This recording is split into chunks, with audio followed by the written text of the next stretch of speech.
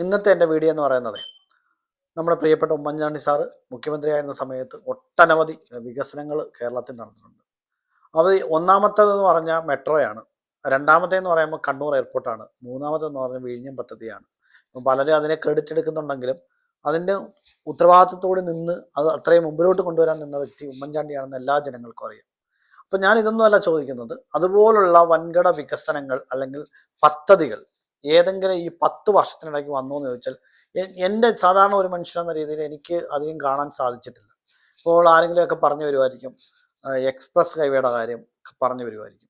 അപ്പോൾ അതിനും എനിക്ക് പറയാനുണ്ട്, 2001 ഞാൻ ബോംബെയിലായിരുന്ന സമയത്ത്, അല്ലെങ്കിൽ 2002 2003 കാലങ്ങളിൽ ബോംബെ ഗുജറാത്തിലൊക്കെ സഞ്ചരിക്കുന്ന സമയത്ത് അവിടെ ഈ എക്സ്പ്രസ് ഹൈവേകളൊക്കെ ആ സമയത്തേ വന്നിട്ടുണ്ട്. ആ ഒരു വികസനത്തിന്റെ ഭാഗമായിട്ട് ഉണ്ടായ ഒരു വികസനമാണ് ഈ എക്സ്പ്രസ് ഹൈവേ എന്ന് പറയുന്നത്. അത് ഈ കേരളം വികസിക്കുമ്പോൾ ഉണ്ടാവുന്നത്, അല്ലെങ്കിൽ ഇന്ത്യ വികസിക്കുമ്പോൾ ഓരോരോ പദ്ധതികൾ വികസിച്ച് വരുന്നത് ഉണ്ടായി വരുന്ന സംഭവമാണ് ഈ എക്സ്പ്രസ് ഹൈവേ. അതൊന്നും നമുക്ക് ഇതിന്റെ കൂട്ടത്തിൽ കൂട്ടാൻ പറ്റില്ല. ഈ 10 വർഷം നല്ലൊരു വികസനം, നല്ലൊരു പദ്ധതി കേരളത്തിൽ ഉണ്ടായോ എന്ന് എനിക്കറിയത്തില്ല. ഇനി ഉണ്ടായെങ്കിൽ നിങ്ങൾക്ക് പറയാം എന്താണ് പദ്ധതി ഉണ്ടായത്. ഇപ്പോൾ ഉണ്ടായോ ഇല്ലയോ എന്നുള്ളത് അവിടെ നിൽക്കട്ടെ. ഇപ്പൊ ഞാൻ പറയുന്നത്, ഇനി വരുന്ന സർക്കാർ എന്തെങ്കിലും നല്ല പദ്ധതികൾ ചെയ്യുന്നവരായിരിക്കണം. അവർ മുമ്പേ പറയണം. അതിനിപ്പോൾ LDF വന്നാലും BJP വന്നാലും കോൺഗ്രസ് വന്നാലും അവർ ഇതുപോലുള്ള പദ്ധതികൾ മുമ്പോട്ട് കൊണ്ടുവരാൻ തയ്യാറാവണം. എനിക്ക് തോന്നുന്നു ഈ 10 വർഷം കൊണ്ട് വലിയ വികസനങ്ങളൊന്നും കേരളത്തിൽ ഉണ്ടായിട്ടൊന്നുമില്ല.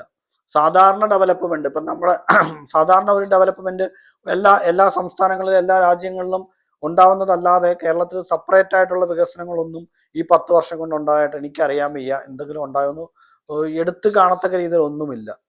അപ്പം തീർച്ചയായിട്ടും വരുന്ന സർക്കാരുകൾ മുൻകൂട്ടി പറയുക, ഞങ്ങൾ ഇന്ന കാര്യങ്ങൾ ചെയ്യും.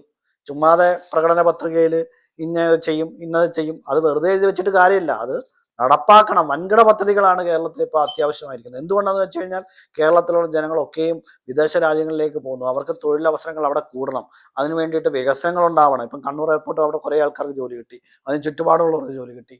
മെട്രോ വന്നപ്പോൾ അവിടെ കുറേ സ്ഥലങ്ങളിലുള്ള ആൾക്കാർക്ക് ജോലി കിട്ടി. അതിനോടനുബന്ധിച്ച് ആ ഏരിയയിലുള്ള കുറെ വികസനങ്ങളുണ്ടായി. ആ വിഴിഞ്ഞം പദ്ധതി ആകുമ്പോഴായാലും അതുപോലെ കുറച്ച് വികസനങ്ങൾ അവിടെ ഉള്ളവർക്ക് കുറച്ച് ജോലിയും സാധ്യതയും കൂടി.